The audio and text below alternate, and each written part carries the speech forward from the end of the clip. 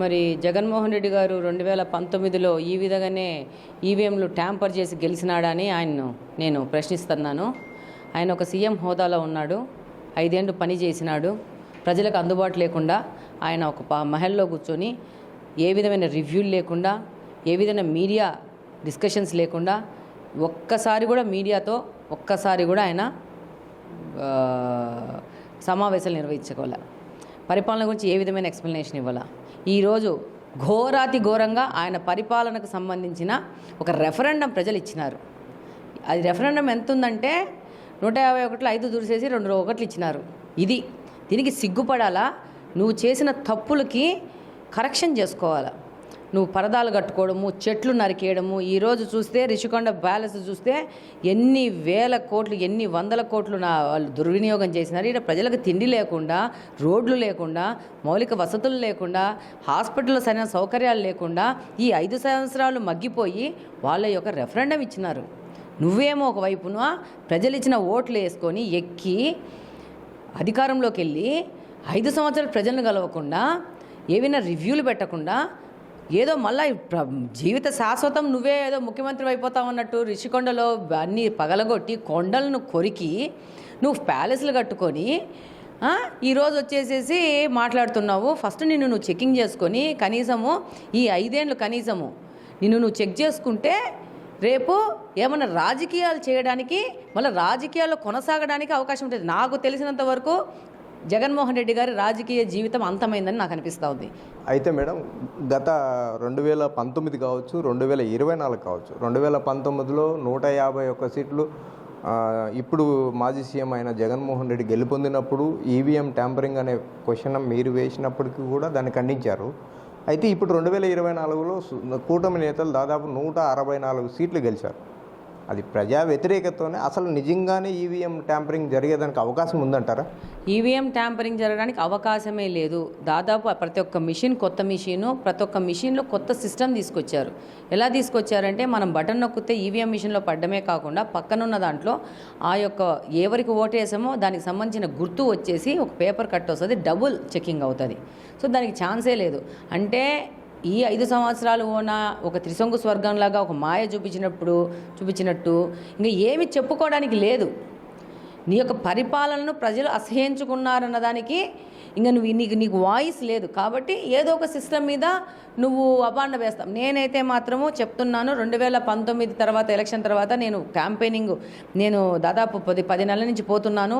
వెళ్ళినప్పుడు నాకు ప్రజలు, అమ్మా మేము సైకిల్కు ఓటేసినా అది ఫ్యాన్కు పోయి పడింది, మేము వేసాము, ఈసారి అట్లా అవుతుందా అని సామాన్య ప్రజలు నాకు వాళ్ళ అనుమానం చెప్పినా కూడా నేను ఒకటే చెప్పాను, లేదమ్మా మీరు రాజశేఖర రెడ్డి గారి కొడుకు జగన్మోహన్ రెడ్డి గారు ఏదో చేస్తాడు అని ఎక్కువ శాతం మంది ఓట్లు వేయడం జరిగింది.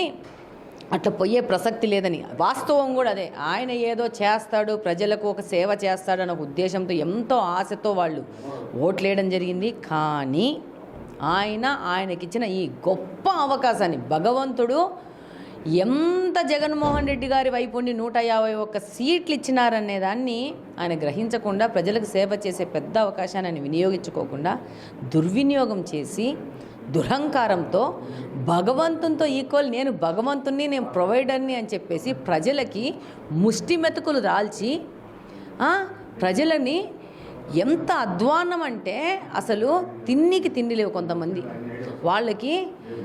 అసలు ఒక యువతను పట్టుకోండి, ఒక వ్యాపార వర్గాన్ని పట్టుకోండి, ఒక రోడ్ల పరిస్థితి పెట్టుకోండి, ప్రాజెక్టుల పరిస్థితి పెట్టుకోండి. ఈరోజు చంద్రబాబు నాయుడు గారు పోలవరం ప్రాజెక్టు మనకు చారిత్రాత్మకంగా చాలా అవసరమైంది. ఎంతో గొప్ప ప్రాజెక్టు, దాన్ని నాశనం చేసిన, I want to use this word, sorry, నీచుడు జగన్మోహన్ రెడ్డి.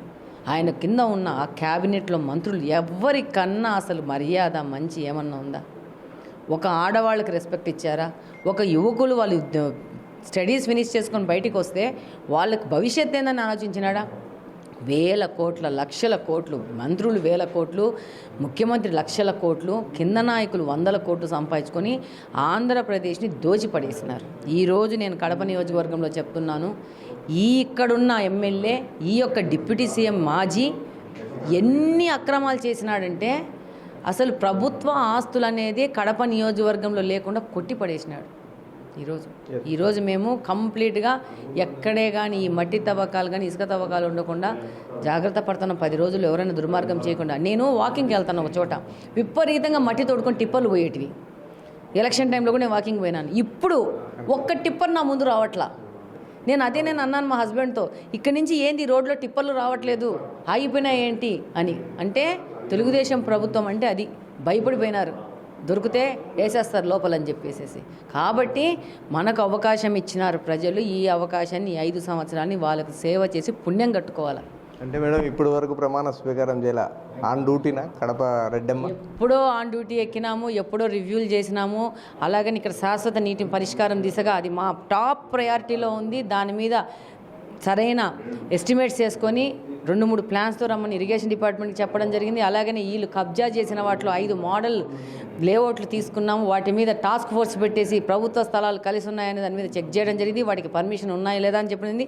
నిన్ననే డిప్యూటీ సీఎం ఇంటి ముందు పోతా ఆ మూలకు ఒకటి బిల్డింగ్ కట్టాడు పర్మిషన్ లేకుండా. నేను ఇప్పుడే పిలిచి అసలు దానికి పర్మిషన్ ఉందా లేదా, పర్మిషన్ లేకపోతే ఇమ్మీడియట్గా కొట్టేయమని చెప్తున్నాను.